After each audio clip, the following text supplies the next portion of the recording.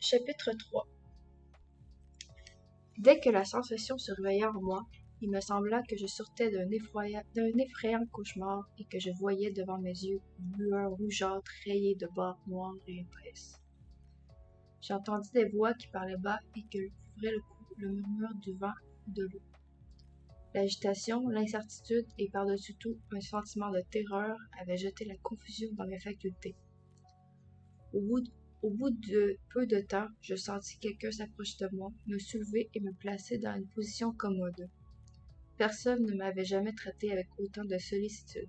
Ma tête était appuyée contre un oreiller ou posée sur un bras. Je me trouvais à mon aise. 5 minutes après, le nuage était dissipé. Je m'aperçus que j'étais caché dans mon lit et que la lueur rougeâtre venait du feu. La nuit était tombée. Une chandelle brûlait sur la table. Bessie, debout au pied du lit, tenait dans sa main un vase plein d'eau et un monsieur, assis sur une chaise près de mon oreiller, se penchait vers moi.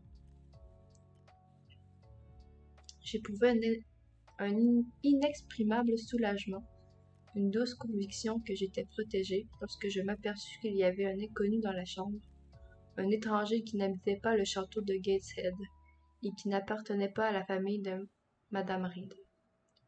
Détournant mon regard de Bessie, quoique sa présence fût pour moi bien moins gênante que ne l'aurait été par exemple celle de mademoiselle Abbot, j'examinai la figure de l'étranger. Je le reconnus, c'était M. Lloyd, le pharmacien. Madame Reed l'appelait quelquefois quand les domestiques se trouvaient indisposés. Pour elle et pour ses enfants, elle avait recours à un médecin. Qui suis-je me demanda M. Lloyd. Je prononçai son nom en lui tendant la main. Il la prit et me dit avec un sourire « Tout ira bien dans peu de temps. » Puis il m'étendit soigneusement, recommandant à Bessie de veiller à ce que je ne fusse pas dérangée pendant la nuit.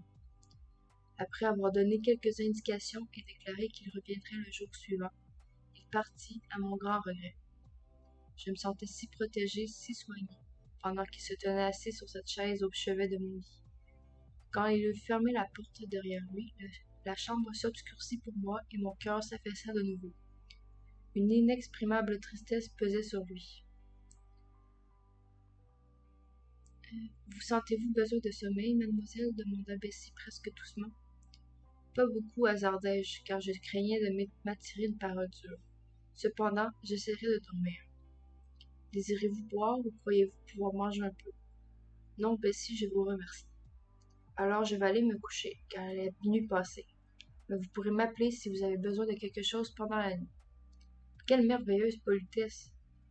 Aussi, je m'enhardis jusqu'à faire une question. Bessie, demandai-je, qu'ai-je donc? Suis-je malade? Je suppose qu'à force de pleurer, vous vous serez évanouie dans la chambre rouge. Bessie passa dans la pièce voisine qui était destinée aux domestiques et je l'entendis dire « Sarah, venez dormir avec moi dans la chambre des enfants. Je ne voudrais pour rien au monde rester seule la nuit avec cette pauvre petite. Si elle allait mourir, l'accès qu'elle a eu est si étrange. Elle aurait probablement vu quelque chose. Madame est aussi pas par trop dure. » Sarah revint avec Bessie. Elles se mirent toutes les deux au lit. Je les entendis parler bas une demi-heure avant de s'endormir. Je saisis quelques mots de leur conversation et j'en pus deviner le sujet. Une forme tout habillée de blanc passa devant elle et disparut. Un grand chien noir était derrière lui. 3 violents coups à la porte de la chambre, une lumière dans le cimetière juste au-dessus de son tombeau. À la fin, toutes les deux s'endormirent. Le feu et la chandelle continuaient à brûler. Je passai la nuit dans une veille craintive. Mes oreilles, mes yeux, mon esprit étaient tendus par la frayeur, une de ces frayeurs que les enfants seuls peuvent éprouver. Aucune maladie longue ou sérieuse ne suivit cet épisode de la chambre rouge. Cependant, mes nerfs en reçurent une secousse dont je me ressens encore aujourd'hui. Oui, Madame Reed, grâce à vous, j'ai supporté les douloureuses angoisses de plus d'une souffrance mentale. Mais je dois vous pardonner, car vous ne saviez pas ce que vous faisiez. Vous croyez seulement déraciner mes mauvais penchants alors que vous brisiez les cordes de mon cœur. Le jour suivant, vers midi, j'étais levée, habillée, et après m'être enveloppée dans un châle, je m'étais assise près du foyer. Je me sentais faible et brisée, mais ma plus grande souffrance provenait d'un inexprimable abattement qui m'arrachait des pleurs secrets. À peine avais-je essuyé une larme de mes yeux qu'une autre la suivait, et pourtant j'aurais dû être heureuse, car personne de la famille Reed n'était là.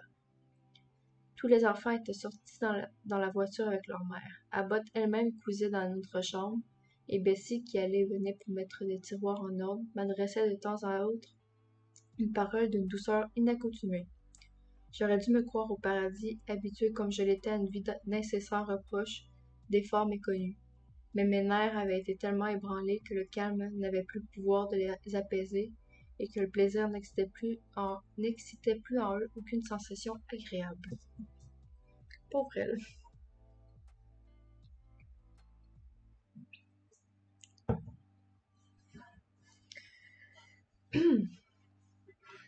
Bessie descendit dans la cuisine et m'apporta une petite tarte sur une assiette de porcelaine de Chine, où l'on voyait des oiseaux de paradis posés sur une guirlande de boutons de rose.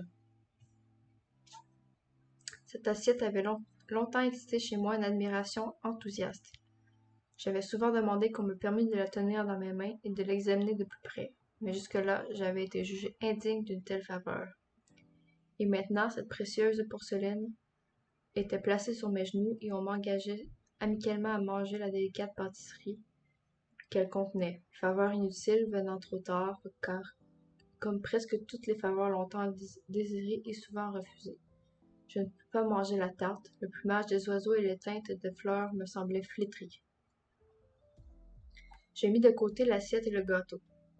Bessie me demanda si je voulais un livre. Ce mot vint me frapper comme un rapide aiguillon. Je lui demandai de m'apporter Les Voyages de Gulliver. Ce volume, je l'avais lu et relu toujours avec un nouveau plaisir. Je te prenais ces récits pour des faits véritables et j'y trouvais un intérêt plus profond que dans les contes de fées, car après avoir vainement cherché les elfes parmi les feuilles, les clochettes, les mousses, les lierres qui recouvraient les vieux murs, mon esprit s'était enfin résigné à la triste pensée qu'elle avait abandonné la terre d'Angleterre pour se réfugier dans quelque pays où les bois étaient plus incultes, plus épais, et où les hommes avaient plus besoin d'elle. Tandis que le Lilliput et le Brobdingnag étaient placés par moi dans quelque coin de la terre, je ne doutais pas qu'un jour viendrait où, pouvant faire un long voyage, je verrais de mes propres yeux les petits champs, les petites maisons, les petits arbres de ce petit peuple, les vaches, les brebis, les oiseaux de l'un des royaumes, ou les hautes forêts, les énormes chiens, les monstrueux chats, les hommes immenses de l'autre empire. Cependant, quand ce volume chéri fut placé dans mes mains, quand je me mis à le feuilleter page par page, cherchant dans sa merveilleuse gravure le charme que j'y avais toujours trouvé, tout m'apparut sombre et nu. Les géants n'étaient plus que de grands spectres décharnés, les pygmées, des lutins redoutables et malfaisants. Gulliver, un voyageur désespéré errant dans des régions terribles et dangereuses. Je fermai le livre que je n'osais plus continuer et je le plaçai sur la table à côté de cette tarte que je n'avais pas goûtée. Bessie avait fini de nettoyer et d'arranger la chambre. Après s'être lavé les mains, elle ouvrit un tiroir rempli de brillantes étoffes de soie et commença un chapeau neuf pour la poupée de Georgiana. Elle chantait en cousant. Il y a bien longtemps, alors que notre vie était semblable à celle des bohémiens. Jadis, j'avais souvent entendu ce chant. Il me rendait toujours joyeuse, car Bessie avait une douce voix, du moins elle me semblait-elle. Mais en ce moment, bien que sa voix fût toujours aussi douce, je trouvais à ses accents une indéfinissable tristesse. Quelquefois, préoccupée par son travail, elle chantait le refrain très bas, et ces mots, il y a bien longtemps, arrivaient toujours comme la plus triste cadence d'un hymne funèbre. Elle passa à une autre ballade. Celle-ci était vraiment mélancolique. Mes pieds sont meurtris, mes membres sont las, le chemin est long, la montagne est sauvage, bientôt le triste crépuscule que la lune n'éclairera pas dans ses rayons répandra son obscurité sur le chemin du pauvre orphelin. Pourquoi m'ont-ils envoyé si seul et si loin, là où s'étendent les marécages, là où sont amoncelés les sombres rochers? Le cœur de l'homme est dur, et les bons anges veillent seuls sur les pas du pauvre orphelin. Cependant, la brise du soir souffle doucement, le ciel est sans nuages et les brillantes étoiles répandent leurs purs rayons. Dieu, dans sa bonté, accorde accorde protection, soutien et espoir aux pauvres orphelins. Quand même je tomberai en passant sur le point en ruine, quand même je devrais errer trompé par de fausses lumières, mon Père qui est au ciel murmurerait à mon oreille des promesses et des bénédictions et presserait sur son cœur le pauvre orphelin. Cette pensée doit me donner courage, bien que je n'ai ni abri ni parents. Le ciel est ma demeure, et là le repos ne me manquera pas. Dieu est l'ami du pauvre orphelin. Venez, mademoiselle Jane, ne pleurez pas, s'écria Bessie lorsqu'elle eut fini. Autant valait dire au feu ne brûle pas, mais comment aurait-elle pu deviner les souffrances auxquelles j'étais en proie? M. Lloyd revint dans la matinée. Et quoi, déjà debout? Dit-il en entrant. Eh bien, Bessie, comment est-elle? Bessie répondit que j'allais très bien. Alors, elle devrait être plus joyeuse. Venez ici, mademoiselle Jane. Vous vous appelez Jane, n'est-ce pas? Oui, monsieur. Jane Eyre. Eh bien, vous avez pleuré, mademoiselle Jane Eyre. Pourriez-vous me dire pourquoi? Avez-vous quelque tristesse? Non, monsieur. Elle pleure. Elle pleure sans doute parce qu'elle n'a pas pu aller avec madame dans la voiture, s'écria Bessie. Oh non, elle est trop âgée pour un tel enfantillage. Blessée dans mon amour-propre par une telle accusation, je répondis promptement. Jamais je n'ai pleuré pour si peu de choses. Je déteste de sortir dans la voiture. Je pleure parce que je suis malheureuse. Oh, fi, mademoiselle, s'écria Bessie. Le bon pharmacien sembla un peu embarrassé. J'étais devant lui. Il fixait sur moi des yeux scrutateurs. Il était gris, petit et manquait d'éclat. Maintenant, cependant, je crois que je trouverais personne. Il était laid, mais sa figure exprimait la bonté. Après m'avoir regardé à l'oiseau, il me dit « Qu'est-ce qui vous a rendu malade hier? » Elle est tombée, dit Bessie, prenant de nouveau la parole. Encore comme un petit enfant. Ne sait-elle donc pas marcher à son âge? Elle doit avoir 8 ou 9 ans. On m'a frappé, voilà ce qui m'a fait tomber, m'écria-je vivement par un nouvel élan d'orgueil blessé. Mais ce n'est pas là ce qui m'a rendu malade, ajoutai-je pendant que M. Lloyd prenait une prise de tabac. Au moment où il remettait sa tabatière dans la poche de son habit, une cloche se fit entendre pour annoncer le repas des domestiques. C'est pour vous, Bessie, dit le pharmacien en se tournant vers la bonne. Vous pouvez descendre. Je vais lire quelque chose à mademoiselle Jane jusqu'au moment où vous reviendrez. Bessie eût préféré rester, mais elle fut obligée de sortir parce qu'elle savait que l'exactitude était un devoir qu'on ne pouvait enfreindre au château de Gateshead. Si ce n'est pas la chute qui vous a rendu malade, qu'est-ce donc? Continua M. Lloyd quand Bessie fut partie. On m'a enfermée seule dans la chambre rouge et quand vient la nuit, elle est hantée par un revenant. Je vis M. Lloyd sourire et froncer le sourcil. Un revenant, dit-il. Eh bien, après tout, vous n'êtes qu'une enfant, puisque vous avez peur des ombres. Oui, continuai-je, je suis effrayée de l'ombre de M. Reed. Ni Bessie, ni personne n'entre le soir à cette chambre quand on ne peut faire autrement. Et c'était cruel de m'enfermer seule, sans lumière, si cruel que je ne crois pas pouvoir l'oublier jamais. Quelle folie! Et c'est là ce qui vous a rendue si malheureuse? Avez-vous peur maintenant, au milieu du jour? Non, mais la nuit reviendra avant peu, et d'ailleurs je suis malheureuse pour d'autres raisons. Quelle autre raison? Dites-moi quelques-unes. Combien j'aurais désiré pouvoir répondre entièrement à cette question, mais combien c'était difficile pour moi. Les enfants sentent, mais n'analysent pas leurs sensations, et s'ils parviennent à faire cette analyse dans leurs pensées, ils ne peuvent pas la traduire par des paroles. Craignant cependant de perdre cette première et peut-être unique occasion d'adoucir ma tristesse en l'épanchant, je fis, après un instant de trouble, cette réponse courte mais vraie. D'abord, je n'ai ni père, ni mère, ni frère, ni sœur. Mais vous avez une tante et des cousins qui sont bons pour vous. Je m'arrêtai encore un instant, puis je répondis simplement. C'est John Reed qui m'a frappé et c'est ma tante qui m'a enfermé dans la chambre rouge. M. Lloyd prit sa tabatière une seconde fois. Ne trouvez-vous pas le château de Gateshead bien beau? Me demanda-t-il. N'êtes-vous pas bien reconnaissante de pouvoir demeurer dans une telle habitation? Ce n'est pas ma maison, monsieur, et mademoiselle Abbott dit que j'ai moins de droits ici qu'une servante. Bah, vous n'êtes pas aussi simple pour avoir envie de quitter une si belle demeure. Si je pouvais aller ailleurs, je serais bien heureuse de la quitter, mais je ne le puis pas tant que je serai une enfant. Peut-être, qui sait, avez-vous d'autres parents que mademoiselle Reed? Que madame Reed, pardon. Je ne pense pas, monsieur. Aucun du côté de votre père, je ne sais pas. Je l'ai demandé une fois à ma tante Reed, mais elle m'a dit que je pouvais avoir quelques pauvres parents du nom d'Air, mais qu'elle n'en savait rien. Si vous en aviez, aimeriez-vous en aller Aimeriez-vous à aller avec eux? Je réfléchis. La pauvreté semble douloureuse aux hommes, encore plus aux enfants. Ils ne se font pas l'idée de ce qu'est une pauvreté industrieuse, active et honorable. Le mot ne leur rappelle que des vêtements à lambeaux, le manque de nourriture, le foyer sans flamme, les rudes manières et les vices dégradants.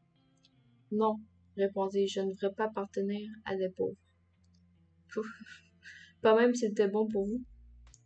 Je secouai la tête, je ne pouvais pas comprendre comment des pauvres auraient été bons, et puis apprendre à parler comme eux, adopter leurs manières, ne point recevoir d'éducation, grandir comme ces malheureuses femmes que je voyais quelquefois nourrir leurs enfants ou laver leurs vêtements à la porte des fermes du village. Non, je n'étais pas assez héroïque pour accepter l'abjection en échange de la liberté. Mais vos parents sont-ils donc si pauvres? Ce sont des ouvriers?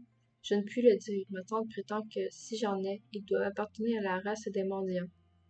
Mais je ne voudrais pas aller mendier. Aimeriez-vous aller en pension?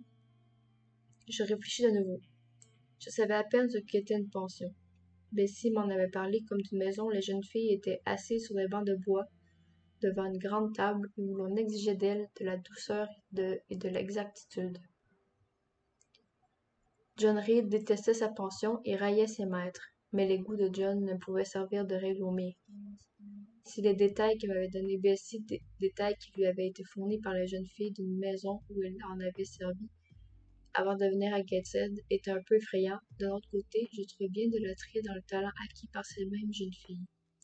Bessie me vantait les beaux paysages, les jolies fleurs exécutées par elle. Puis elle savait chanter des romances, jouer des pièces, traduire des livres français. En écoutant Bessie, mon esprit avait été frappé et je sentais l'émulation s'éveiller en moi. D'ailleurs, la pension amènerait un complet changement de vie, remplirait une longue journée, m'éloignerait des habitants du château, serait enfin le commencement d'une nouvelle existence. J'ai reçu une notification. Une seconde, je vais voir c'est quoi.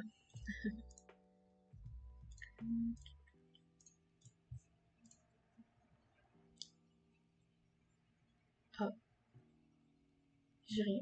Ah oui, merci Ryer R pour ton follow et bienvenue. Prends un peu d'eau.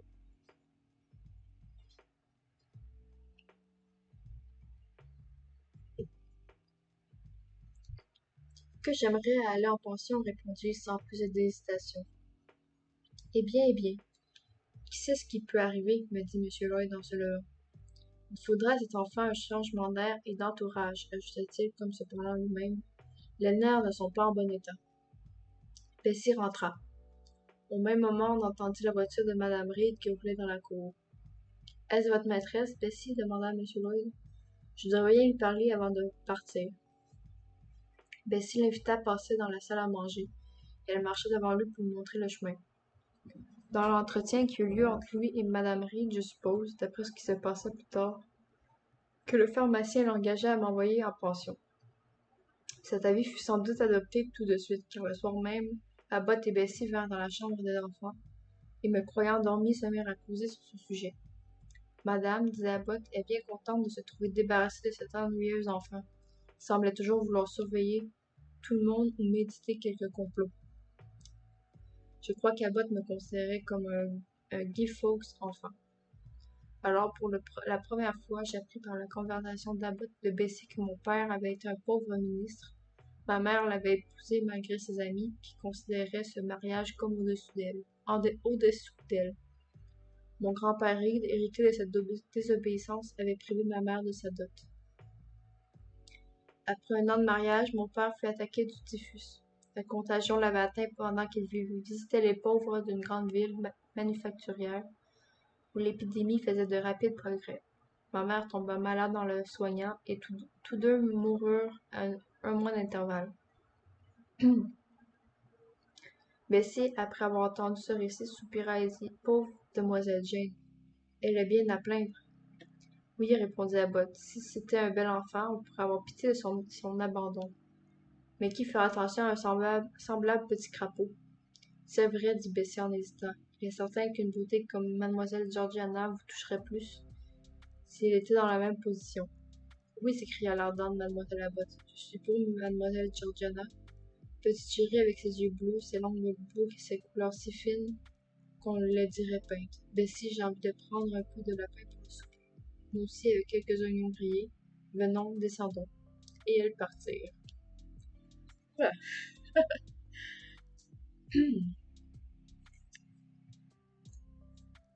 Petite pause.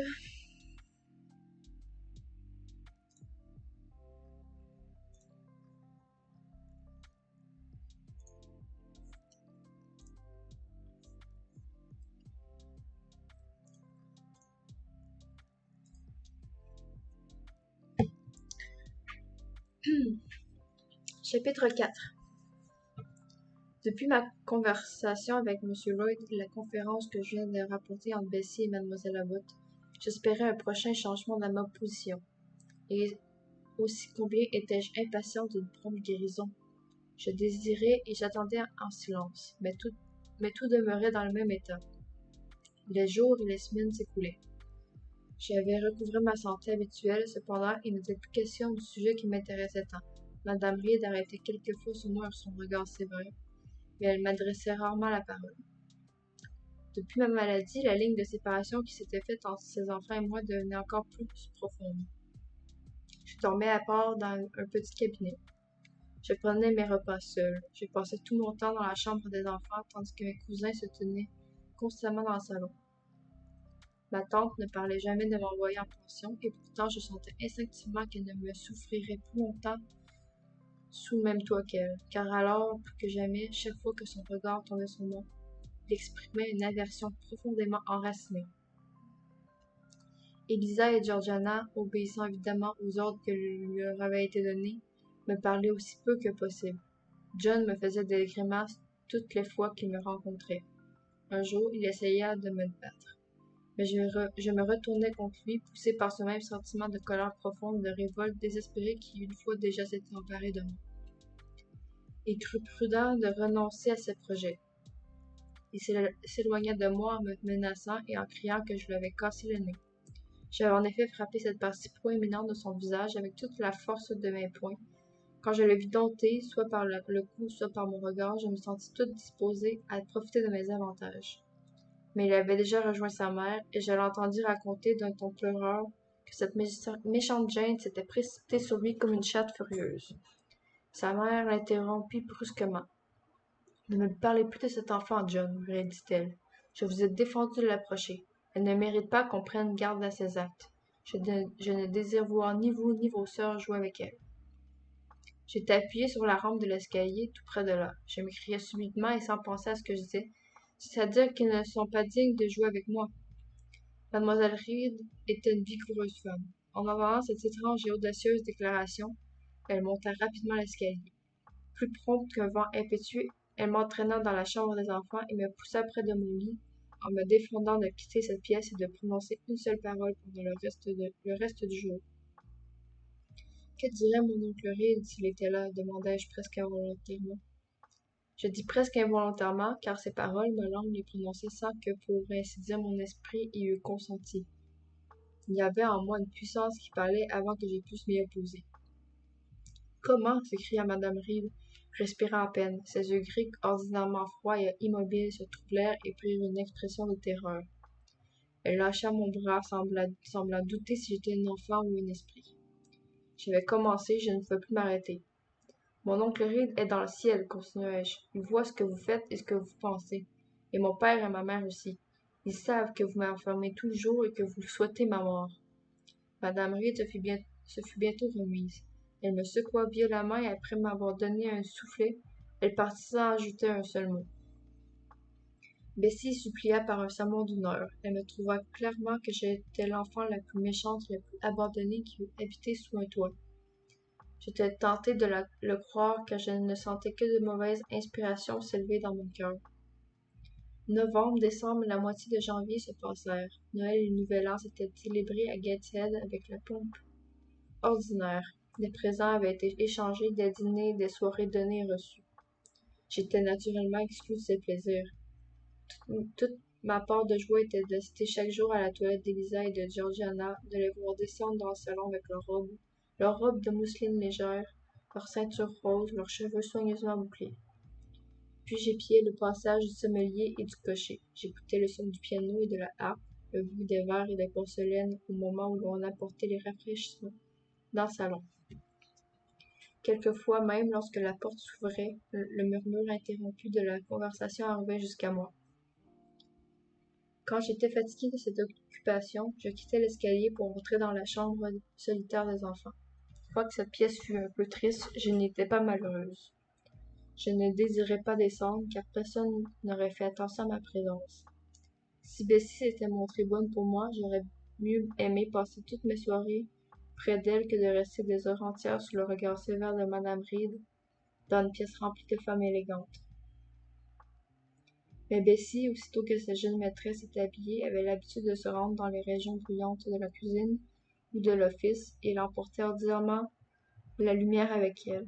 Alors jusqu'au moment où le feu s'éteignait, je m'asseyais près du foyer avec ma poupée sous mes genoux, jetant de temps en temps un long regard tout autour de moi pour m'assurer qu'aucun fantôme n'avait pénétré dans cette chambre demi-obscure. Lorsque les cendres rouges commençaient à pâlir, je me déshabillais promptement, tirant de mon mieux sur les nœuds et sur les cordons, et j'allais chercher dans mon petit lit un abri contre le froid et l'obscurité. J'emportais ma poupée avec moi.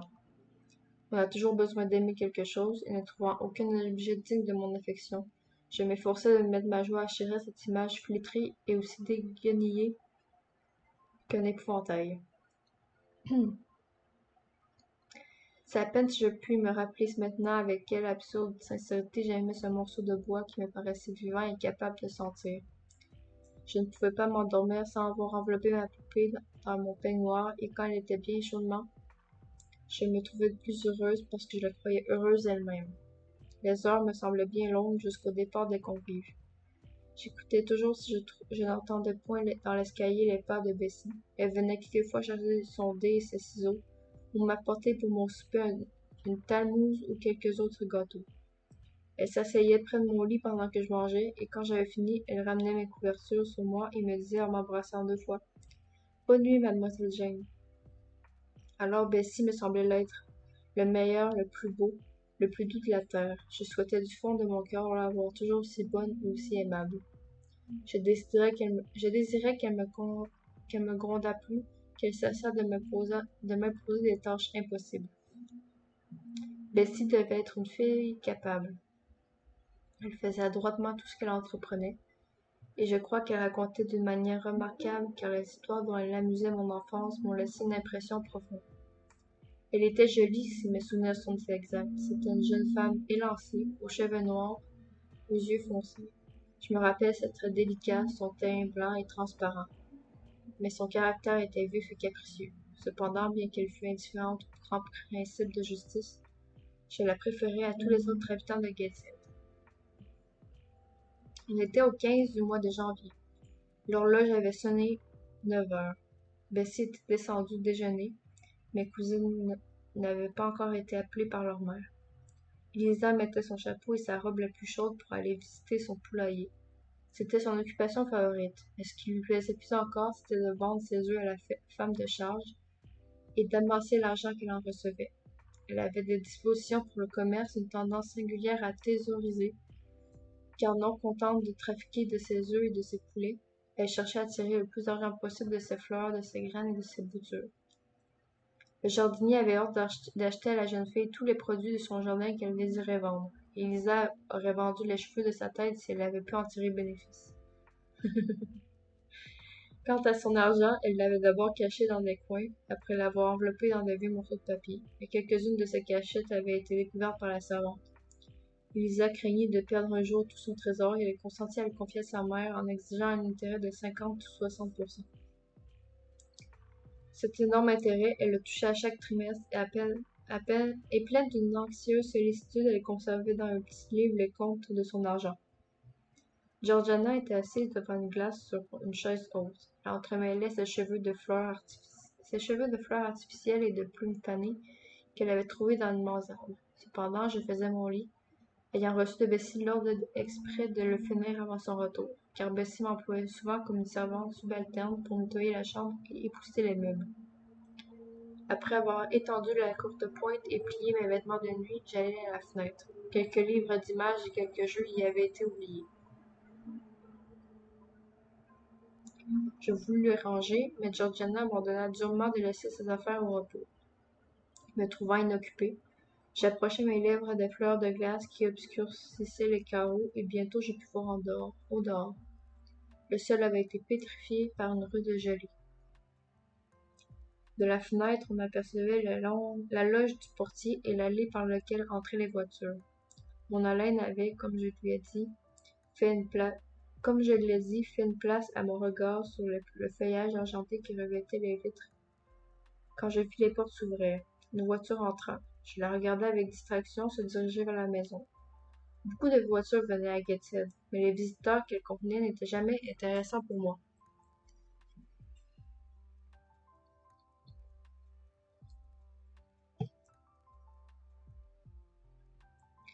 La calèche s'arrêta devant la porte. La sonnette fut tirée et on introduisit le nouveau venu. Comme ce détail m'était indifférent, je reportai toute mon attention sur un petit rouge-gorge de la famille qui était venu chanter dans les branches dépouillées d'un cerisier placé devant le mur, au-dessous de la fenêtre. Il me restait encore du pain de mon déjeuner, et j'en émiettais un morceau, et je secouai l'espagnolette, voulant répandre les miettes sur le bord de la fenêtre, lorsque Bessie monta précipitamment l'escalier et arriva dans la chambre en criant « Mademoiselle Jane, retirez votre tablier.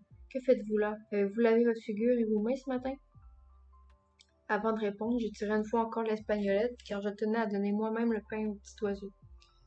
Le châssis céda, je jetai une partie des miettes par terre et l'autre sur les branches des arbres, puis referma la fenêtre. Je répondis tranquillement. « Non, Bessie, j'ai fini d'épousseter. » Quelle petite fille désagréable et sans soin! Que faisiez-vous là? Vous êtes toute rouge comme une coupable. Pourquoi avez-vous ouvert la croisée? Je n'eus pas l'embarras de répondre, car Bessie semblait trop occupée pour écouter mes explications. Elle m'emmena vers la table de toilette, prit du savon et de l'eau, et m'en frotta sans pitié la figure et les mains. Heureusement pour moi, elle y mit peu de temps. Ensuite, elle lissa mes cheveux, me retira mon tablier et me poussa sur l'escalier, m'ordonnant de descendre bien vite dans la salle à manger, où j'étais attendue. J'allais demander qui m'attendait et si ma tante se trouvait en bas. Mais Bessie avait déjà disparu en fermant la porte de la chambre derrière elle. Je descendis lentement. Depuis plus de 3 mois, je n'avais pas été appelée par Madame Reed. Renfermée pendant si longtemps dans la chambre du premier, le rez-de-chaussée était devenu pour moi une région imposante dans laquelle il m'était pénible d'entrer. J'arrivai dans l'antichambre, devant la porte de la salle à manger. Là, je m'arrêtai intimidée et tremblante, redoutant sans cesse des punitions injustes. J'étais devenue en peu de temps défiante et craintive. Je n'osais pas avancer. Pendant une dizaine de minutes, je demeurais dans une hésitation agitée. Tout à coup, la sonnette retentit violemment. Force me fit d'entrer. Qui donc peut m'attendre? Me demandai-je intérieurement, pendant qu'avec mes 2 mains, je tournais le dur loquet qui résista quelques secondes à mes efforts. Qui vais-je trouver avec ma tante? Le loquet céda, la porte s'ouvrit. Je m'avançai en saluant bien bas, et je regardai autour de moi. Quelque chose de sombre et de long, une sorte de colonne obscure, arrêta mes yeux. Je reconnus enfin une triste figure habillée de noir qui se tenait debout devant moi. La partie supérieure de ce personnage étrange ressemblait à un masque taillé qu'on aurait planté sur une longue flèche en guise de tête. Okay. Madame Reed occupait sa place ordinaire près du feu. Elle me fit signe d'approcher. J'obéis et regardai l'étranger immobile. Elle me présenta à lui en disant « Voici la petite fille dont je vous ai parlé. » Il tourna lentement la tête de mon côté et après m'avoir examiné d'un regard inquisiteur qui perçait à travers des cils noirs et épais, il demanda d'un ton solennel et d'une voix très basse quel âge j'avais. 10 ans, répondit ma tante. Tant que cela, reprit-il d'un air de doute. Il prolongea son examen quelques minutes encore, puis s'adressant à moi, il me dit « Quel est votre nom, enfant? »« Jane Eyre, monsieur. » En prononçant ces mots, je le regardai. Il me sembla grand, mais je me souviens qu'alors j'étais très petite. Ses traits me parurent grossièrement accentués, je le retrouvai ainsi que toutes les autres lignes de sa personne, une expression dure et hypocrite. Eh bien, Jane Eyre, êtes-vous une bonne petite fille? Impossible de répondre affirmativement. Ceux qui m'entouraient pensaient le contraire, je demeurais silencieuse. Madame Reed parla pour moi, et secouant la tête d'une manière excessive, elle reprit rapidement. Moins nous parlerons sur ce sujet, mieux peut-être cela vaudra, monsieur Brocklehurst. En vérité, j'en suis fâchée. Il faut que je m'entretienne quelques instants avec elle. Et renonça à sa position perpendiculaire et s'installa dans un fauteuil vis-à-vis Madame Reed. Venez ici, me dit-il. Il frappa légèrement du pied le tapis et m'ordonna de me placer devant lui. Sa figure me produisit un effet étrange, quand, me retrouvant sur la même ligne que lui, j'ai pu voir son grand nez et sa bouche garnie de dents énormes. Il n'y a rien de si triste que la vue d'une méchante fille. Non. Il n'y a rien de si triste que la vue d'un méchant enfant, reprit-il, surtout d'une méchante petite fille. Savez-vous où vont les réprouvés après leur mort? Ma réponse fut rapide et orthodoxe. En enfer, m'écriai-je. Et qu'est-ce que l'enfer? Pouvez-vous me le dire? C'est un gouffre de flammes. Aimeriez-vous être précipité dans ce gouffre et y brûler pendant l'éternité? Non. Non, monsieur. Et que devez-vous donc faire pour éviter une telle destinée? Je réfléchis un moment, et cette fois, il fut facile de m'attaquer sur ce que je répondis. Je dois me maintenir en bonne santé et ne pas mourir. Et que ferez-vous pour cela? Des enfants plus jeunes que vous périssent journellement. Il y a encore bien peu de temps, j'ai enterré un petit enfant à 5 ans, mais il était bon, son âme est allée au ciel. On ne pourra en dire autant de vous si vous étiez appelé dans un autre monde. Oui. Ne pouvant pas faire cesser ses doutes, je fixai mes yeux sur ses deux grands pieds et je soupirai en souhaitant la fin de cet interrogatoire. J'espère que ce soupir vient du cœur, reprit M. Brocklehurst, et que vous vous repentez d'avoir toujours été un sujet de tristesse pour votre excellente bienfaitrice. Bienfaitrice. Ils appellent tous Madame Reed ma bienfaitrice. Il s'en est ainsi, une bienfaitrice est quelque chose de bien désagréable. Dites-vous vos prières matin et soir, continua mon interrogateur. Oui, monsieur. Lisez-vous la Bible? Quelquefois. Le faites-vous avec plaisir? Aimez-vous cette lecture? J'aime les révélations, le livre de Daniel, la Genèse, Samuel, quelques passages de l'Exode, des rois, des chroniques, et j'aime aussi Job et Jonas. Et les psaumes, j'espère que vous les aimez. Non, monsieur. Oh, quelle honte! J'ai un petit garçon plus jeune que vous, qui sait déjà 6 psaumes par cœur. Et quand on lui demande ce qu'il préfère, manger un pain d'épices ou apprendre un verset, il vous répond: j'aime mieux apprendre un verset parce que les anges chantent les psaumes et que je veux être un petit ange sur la terre. Et alors on lui donne 2 pains d'épices en récompense de sa piété d'enfant. Les psaumes ne sont point intéressants, observai-je.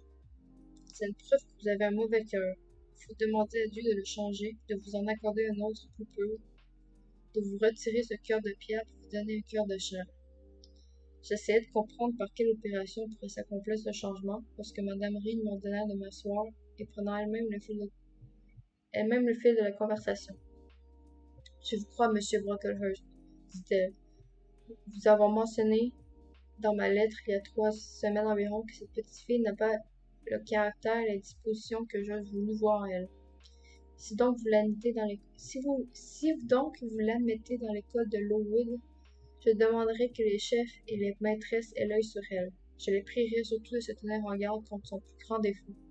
Je veux parler de sa tendance au mensonge. Je dis toutes ces choses devant vous, Jane, ajouta-t-elle, afin que vous n'essayiez pas de tromper M. Brocklehurst.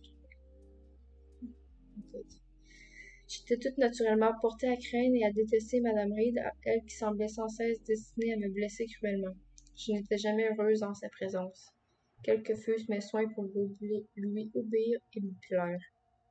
Mes efforts étaient toujours repoussés, et je ne recevais en échange que des reproches semblables à celui que je viens de me rapporter. Cette accusation qui m'était infligée devant un étranger me fut profondément douloureuse. Je voyais vaguement qu'elle venait de briser toutes mes espérances dans cette nouvelle vie où je devais entrer. Je sentais confusément et sans me rendre compte qu'elle semait l'aversion et la malveillance sur le chemin que j'allais parcourir.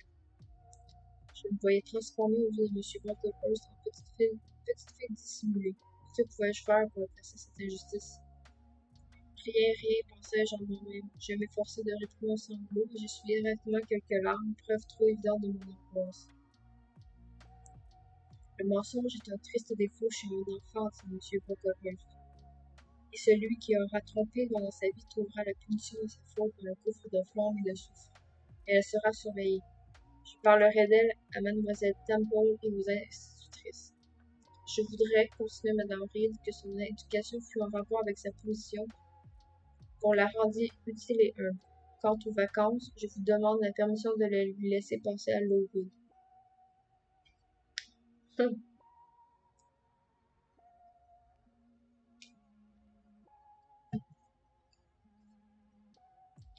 Vos projets sont pleins de sagesse, madame, reprit M. Brocklehurst. L'humilité est une vertu chrétienne et est nécessaire surtout aux élèves de Lowood. Je demande sans cesse qu'on en apporte un soin tout particulier à la leur inspirer. J'ai longtemps cherché les meilleurs moyens de mortifier en elle le sentiment mondain de l'orgueil, et l'autre jour j'ai eu preuve de mon succès. Ma seconde fille est allée avec sa mère visiter l'école, et à son retour, elle s'est écriée: « Oh, mon père, combien tous ces enfants de Lowood semblent tranquilles et simples, avec leurs cheveux relevés derrière l'oreille, leurs longs tabliers, leurs petites poches cousues à l'extérieur de leurs robes. Elles sont vêtues presque comme les enfants des pauvres, et ajouta-t-elle en regardant ma robe et celle de maman comme si elle n'eût jamais vu de cela. Voilà une discipline que j'approuve entièrement, continua madame Reed. J'aurais cherché dans toute l'Angleterre que je n'eusse rien trouvé de mieux pour le caractère de Jane. Mais mon cher monsieur Brocklehurst, je demande de l'uniformité sur tout point. Certes, madame, c'est un des premiers devoirs chrétiens, et à Lowood, nous l'avons observé dans tout. Une nourriture et des vêtements simples, un bien-être que nous avons eu soin de ne pas exagérer, des habitudes dures et laborieuses, telle est la règle de cette maison. Très bien, monsieur. Alors je puis compter que cet enfant sera reçu à Lowood, qu'elle y sera élevée comme il convient à sa position et en vue de ses devoirs à venir. Vous pouvez, madame, elle sera placée dans cet asile de plantes choisies, et j'espère que l'inestimable privilège de son admission la rendra reconnaissante. Je l'enverrai aussitôt que possible, monsieur Brocklehurst, car j'ai bien hâte, je vous assure, d'être débarrassé d'une responsabilité qui devient aussi lourde. Sans doute, madame, ajouta-t-il, je me vois obligé de vous faire mes adieux. Je ne retournerai à mon château que dans une semaine ou deux, car mon bon ami l'archidiacre ne veut pas me permettre de le quitter avant ce temps-là. Mais je ferai dire à mademoiselle Temple qu'elle a une nouvelle élève à attendre, et ainsi la réception de mademoiselle Jane n'éprouvera aucune difficulté. Adieu, madame. Adieu, monsieur. Rappelez-moi au souvenir de madame et mademoiselle Brocklehurst. Je n'y manquerai pas, madame. Petite, dit-il en se tournant vers moi, voici un livre intitulé Le Guide de l'enfance. Vous lirez les prières qui s'y trouvent, mais lisez surtout cette partie. Vous y verrez raconter la mort soudaine et terrible de Martha G., méchante petite fille qui, comme vous, avait pris l'habitude du mensonge. Oh my God. En disant ces mots, Monsieur Brocklehurst me mit dans la main une brochure soigneusement recouverte d'un papier, et après avoir fait demander sa voiture, il nous quitta.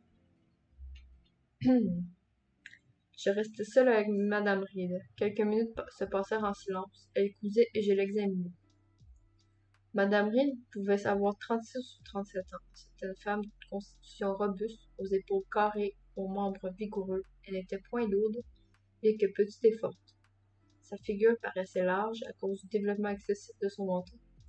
Elle avait le front bas, la bouche et le nez assez réguliers. Ses yeux sans bonté brillaient sous ses cils pâles. Sa peau était noire et ses cheveux blonds. D'un tempérament fort et sain, elle ignorait la maladie. C'était une ménagère soigneuse et habile, qui surveillait aussi bien ses fermes que sa maison. Ses enfants seuls se riaient quelquefois de son autorité. Elle s'habillait avec goût et sa tenue faisait toujours ressortir sa toilette. Assise sur une table basse, non loin de son fauteuil, j'avais pu l'examiner et étudier tous les traits de son visage. Je tenais dans ma main ce livre qui racontait la mort subite d'une menteuse. Mon attention s'y reporta, et ce fut comme un avertissement pour moi. Ce qui venait de se passer, ce que madame Reed avait dit à M. Brocklehurst, toute leur conversation, enfin, était encore récente, et douloureuse dans mon esprit. Chaque mot m'avait frappé comme un dard, et j'étais là, agité par un vif ressentiment. Madame Reed leva les yeux de son ouvrage, les fixa sur moi et ses doigts s'arrêtèrent. Sortez d'ici et retournez dans votre chambre, me dit-elle. Mon regard, ou je ne sais quelle autre chose, l'avait sans doute blessée, car bien qu'elle se contint, son accent était très irrité. Je me levai et je me dirigeai vers la porte, mais je revins sur mes pas, j'allai du côté de la fenêtre puis au milieu de la chambre. Enfin, je m'approchai d'elle. Il fallait parler. J'avais été impitoyablement foulée aux pieds. Je sentais le besoin de me venger.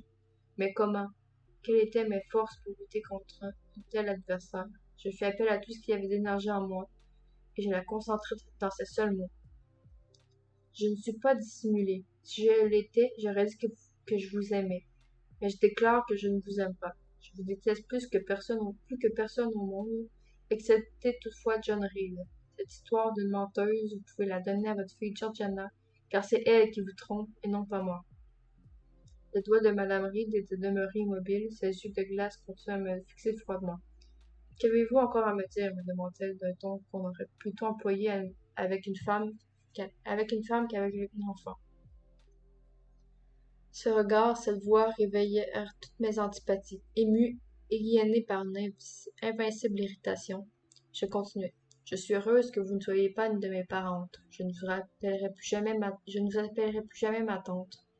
Je n'irai jamais vous voir lorsque je serai grande, et quand quelqu'un me demandera si je vous aime, et comment vous me traitiez, je lui dirai que votre souvenir seul me fait mal, et que vous avez été cruel pour moi. Comment oseriez-vous affirmer de semblables choses, Jane? Comment je l'oserais, Madame Reed? Je l'oserais parce que c'est la vérité. Vous croyez que je ne sens pas et que je ne puis vivre sans que personne m'aime, sans qu'on soit bon pour moi. Mais non, vous n'avez pas eu pitié de moi. Je me rappellerai toujours avec quelle dureté vous m'avez repoussé dans la chambre rouge, quel regard vous m'avez jeté alors que j'étais à l'agonie. Et pourtant, oppressé par la souffrance, je vous avais crié, ma tante, ayez pitié de moi. Et cette punition, vous me l'aviez infligée parce que j'avais été frappée, jetée à terre par votre misérable fils. Go, Jane. Je dirai l'exacte vérité à tous ceux qui me questionneront. On croit que vous êtes bonne, mais votre cœur est dur et vous êtes dissimulée. Quand j'eus cessé de parler, le plus étrange sentiment de triomphe que j'ai jamais éprouvé s'est emparé de mon âme. Je crus qu'une chaîne invisible s'était brisée et que je venais de conquérir une liberté inespérée. Et coucou, tiragrioteur. J'ai bien que ça, merci. Le son est un peu faible. Ouais, je m'étais un peu décalée vers l'arrière. Je vais me rapprocher. Je suis désolée.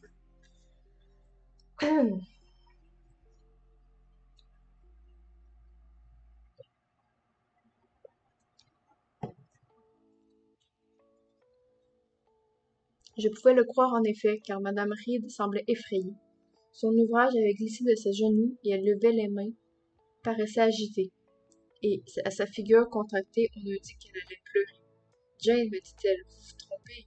Qu'avez-vous? Pourquoi tremblez-vous si fort? Voulez-vous boire un peu d'eau? Non, Madame Reed.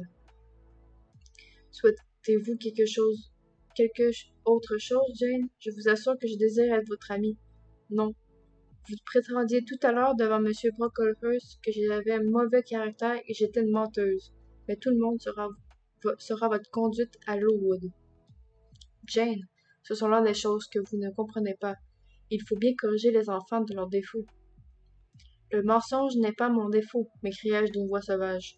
Avouez, Jane, que vous êtes en colère et maintenant retournez dans votre chambre, ma chère enfant, et couchez-vous un peu. Je ne suis pas votre chère enfant et je ne puis pas me coucher. Envoyez-moi en pension aussitôt que vous le pourrez, Madame Reed, car je déteste cette maison.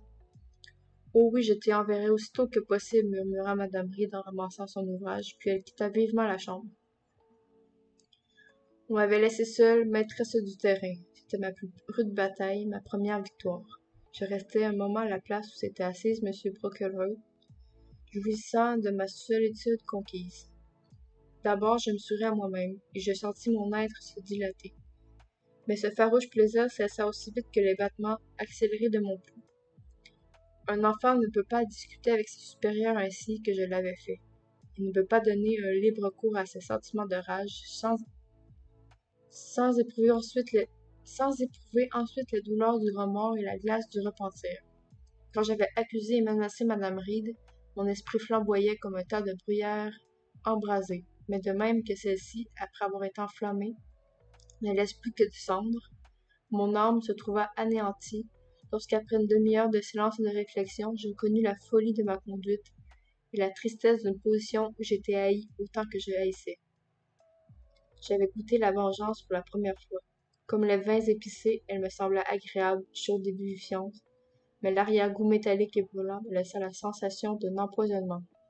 Alors je serais allé de bon cœur demander pardon à Madame Reed, mais je savais par expérience et par instinct que je l'aurais ainsi rendue plus ennemie et que j'aurais excité le violent entraînement de ma nature. Le moins que je puisse montrer, c'était l'emportement dans mes paroles, le moins que je puisse sentir, c'était une sombre indignation. Je pris un volume de contes arabes en m'efforçant de lire, mais je ne compris rien. Ma pensée flottante ne pouvait se fixer sur moi-même ni sur ces pages que j'avais trouvées jadis si séduisantes. J'ouvris la porte vitrée de la salle à manger. Le bosquet était silencieux. Une gelée que n'avait brisé ni le soleil ni le vent couvrait la terre. Je me servis de ma robe pour envelopper ma tête et mes bras et j'allais me promener dans une partie du parc tout à fait séparée du reste. Mais je ne trouvais plus aucun plaisir sur ces arbres silencieux, parmi ces pommes de pin, derrière dépouilles de l'automne dont le sol était couvert, au milieu de ces feuilles mortes, émoncées par le vent, roidies par les glaces.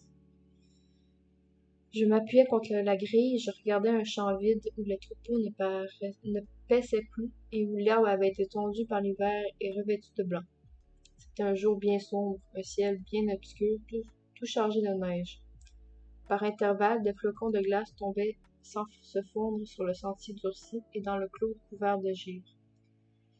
J'étais triste et malheureuse, et je murmurais tout bas, que faire, que faire? J'entendis tout à coup une voix claire me crier, Mademoiselle Jane, où êtes-vous? Venez déjeuner. C'était Bessie, je le savais, et je ne répondis rien, mais bientôt le bruit léger de ses pas arriva jusqu'à moi. Elle traversait le sentier et se dirigeait de mon côté. Méchante petite fille, me dit-il, pourquoi ne venez-vous pas quand on vous appelle? La présence de Bessie me sembla encore plus douce que les pensées dont j'étais accablé, bien que selon son habitude, elle fût un peu de mauvaise humeur. Le fait est qu'après ma lutte avec Madame Reed et ma victoire sur elle, la colère passagère d'une servante me touchait peu, et j'étais prête à venir me réchauffer à la lumière de son jeune cœur. Je jetai donc mes 2 bras autour de son cou, en lui disant « Venez, Bessie, ne grondez plus ». Je ne m'étais jamais montrée si ouverte, si peu craintive, cette manière d'être plus à Bessie. Vous êtes une étrange enfant, mademoiselle Jane, me dit-elle en me regardant. Une petite créature vagabonde aimant la solitude. Vous allez en pension, n'est-ce pas? Je fis un signe affirmatif. Et n'êtes-vous pas triste de quitter la pauvre Bessie? Que suis-je pour Bessie? Elle me gronde toujours. Ces coups-ci vous vous montrez bizarre, timide et effarouché. Si vous étiez un peu plus hardi. Oui, pour recevoir encore plus de coups. Sottise! Mais du reste, il est certain que vous n'êtes pas bien traité. Ma mère, lorsqu'elle vint me voir la semaine dernière, m'a dit que pour rien au monde, elle ne voudrait voir un de ses enfants à votre place. Mais venez, j'ai une bonne nouvelle pour vous. Je ne le pense pas, Bessie. Enfin, que voulez-vous dire? Pourquoi fixer sur moi un regard si triste? Eh bien, vous saurez que monsieur, madame et mademoiselle sont allés prendre le thé chez une de leurs connaissances. Quant à vous, vous le prendrez avec moi. Je demanderai à la cuisinière de vous faire un petit gâteau, et ensuite vous m'aiderez à visiter vos tiroirs parce qu'il faudra bientôt que je fasse votre malle. Madame veut que vous quittiez Gateshead dans 1 jour ou 2. Vous choisirez ceux de vos vêtements que vous voulez emporter. Bessie, dis-je, promettez-moi de ne plus me gronder jusqu'à mon départ. Eh bien oui, mais soyez une bonne fille et n'ayez pas peur de moi. Ne reculez pas quand je parle un peu haut, car c'est là ce qui mérite le plus. Je ne crois pas avoir jamais peur de vous. Attendez. Je ne crois pas avoir jamais peur de vous maintenant, Bessie, parce que je suis habituée à vos manières, mais j'aurai bientôt de nouvelles personnes à craindre. Si vous les craignez, elles vous détesteront. Comme vous, Bessie? Je ne vous déteste pas, mademoiselle. Je crois vous aimer encore plus que les autres. Vous ne me le montrez pas. Intraitable petite fille, voilà une nouvelle façon de parler. Qui donc vous a rendu si hardie? Bientôt, je serai loin de vous, Bessie, et d'ailleurs, j'allais parler de ce qui s'était passé entre moi et Madame Reed, mais à la réflexion, je pensais qu'il valait mieux garder le silence à ce sujet. Et alors, vous êtes contente de me quitter? Non, Bessie, non. En vérité, et même dans ce moment, je commence à être un peu triste. Dans ce moment et un peu. Comme vous dites cela froidement, ma petite demoiselle. Je suis sûre que si je vous demandais de m'embrasser, vous me refuseriez. Oh non, je veux vous embrasser. Et ce serait un plaisir pour moi. Baissez un peu votre tête. Bessie s'inclina et nous nous embrassâmes. Puis étant tout à fait remise, je la suivis à la maison. L'après-midi se passa dans la paix et l'harmonie. Le soir, Bessie me conta ses histoires les plus attrayantes et me chanta ses chants les plus doux. Même pour moi, la vie avait ses rayons de soleil. Et fin du chapitre 4.